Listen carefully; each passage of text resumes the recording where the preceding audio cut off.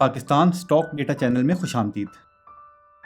आज हम आपके लिए इन्वेस्टमेंट का 5वां बोनस शेयर लेकर आ रहे हैं BTL ब्लेस्ड टेक्सटाइल्स। 28 अप्रैल को इसकी कीमत थी 495 रुपये 50 पैसे। इसकी 21 की EPS थी 333 रुपये 54 पैसे।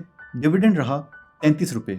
इस साल के 3 क्वार्टर में ये 394 रुपये 2 पैसे की EPS कमा चुके हैं, लेकिन अभी तक डिविडेंड कोई नहीं दिया क्योंकि वो ये साल के आखिर में ही देते हैं। वैसे हमारे मुताबिक जो कंपनियां अच्छा मुनाफा कमाती हैं उन्हें हर क्वार्टर में डिविडेंड देना चाहिए, लेकिन अफसोस ऐसा कोई कानून नहीं है जो इन कंपनियों को मजबूर कर सके और इनकी इजारादारी को ख़त्म किया जा सके। खैर, जो तारीखी रिजल्ट इस शेयर का है और अगर ऐसे ही चलता रहा तो साल के आखिर में 520 रुपये तक की EPS कमा लेंगे और डिविडेंड 52 रुपये का दे सकते हैं। उस हिसाब से आज के रेट पर डिविडेंड यील्ड बनेगी 10%।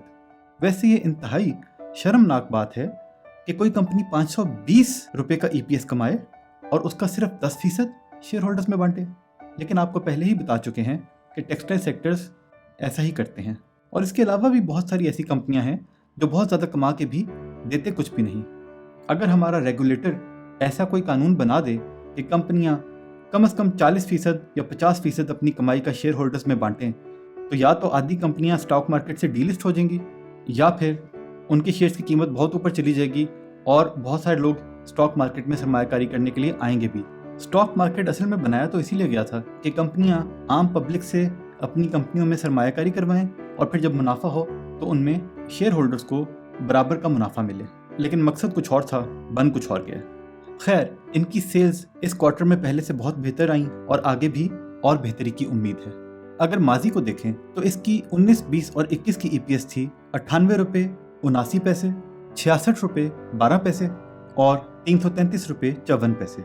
19, 20 और 21 में डिविडेंड दिया 19 रुपये 80 पैसे, 23 रुपये 40 पैसे और 33 रुपये। पिछले साल 330 कमाकर 33 का डिविडेंड दिया, इसलिए हमने अंदाज़ा लगाया कि अगर साल के आखिर में 520 रुपये का EPS कमाया तो 52 रुपये का डिविडेंड दे सकते हैं। लेकिन अगर मूड अच्छा हो गया तो ज़्यादा भी दे सकते हैं। लेकिन हमने टेक्सटाइल सेक्टर से ज़्यादा डिविडेंड की उम्मीदें नहीं लगाई, तो अगर 52 रुपये का डिविडेंड भी देते हैं तो फिर भी इस कीमत पर शेयर है तो अच्छा। लेकिन एक बहुत ही अहम बात, जब हमने आपसे कहा कि टेक्सटाइल सेक्टर के बहुत से शेयर्स में ट्रेडिंग बहुत कम होती है, तो ये उन शेयर्स में है जिसमें कम से भी ज़्यादा कम होती है और कई दिन ऐसे गुजर जाते हैं कि इसमें एक शेयर की भी ट्रेडिंग ना हुई हो। तो ये शेयर सिर्फ उन लोगों के लिए है जो बहुत ही लॉन्ग टर्म का सोच कर लेते हैं, और अगर आप उस नीयत से सरमायाकारी नहीं करते तो फिर बेहतर है आप इस शेयर से दूर ही रहें।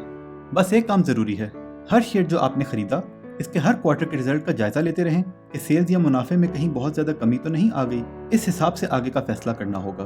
डायरेक्टर्स रिपोर्ट भी ज़रूर पढ़ा करें। ये सारा एनालिसिस करने के लिए हमने डेटा TSX की वेबसाइट से लिया।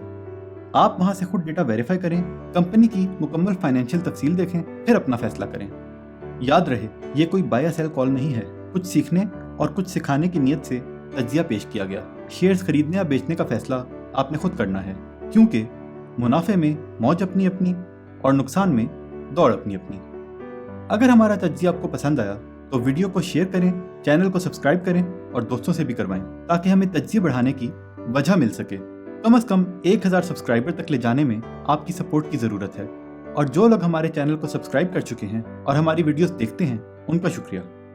अल्लाह के हवाले।